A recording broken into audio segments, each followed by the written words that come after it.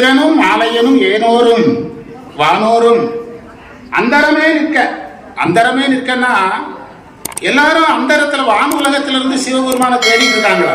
அவர் எங்க வந்துட்டாராம்?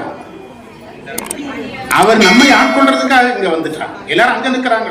திருஞான சம்பந்தர் கல்யாணம் எந்த ஊர்ல நடந்தது? அவர் கல்யாணம் முடிஞ்ச உடனே எந்த ஊர்ல ஜோதியில கலந்தாரு? ஆச்சாள்புரம்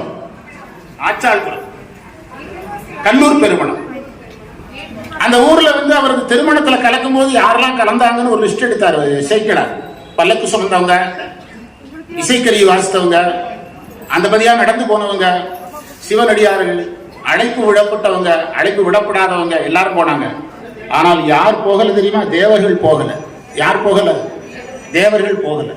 இசைக்கலார் அதை பதிவு செய்யறார். ஆகாயத்தில் நின்று நம்மளை என்னைக்கு கூப்பிடுவாங்கன்னு ஏங்கினாங்களா? யாரு? தேவர்கள். இதே நம்முடைய வைணவத்தில் இந்த கதை சொல்லுவாங்க. கிருஷ்ணர் ஆயர்பாடி குழந்தைகள் கூட விளையாடுறார். ஆனா அதே ஆயர்பாடி குழந்தைகளோட விளையாடுற கிருஷ்ணனோட அவர் யாரோட விளையாடுறது இல்லை, தேவர்களோட விளையாடுறது இல்லை. புரியுதா?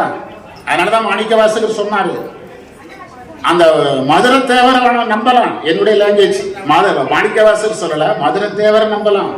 ஆனா தேவர்கள் வாழ்த்துவதும் வானவர்கள் தேவர்களை நம்பாதங்கிறார். அவங்க நல்லா இருக்கிறதுக்கு சாமி கும்பிடுவாங்கப்பா.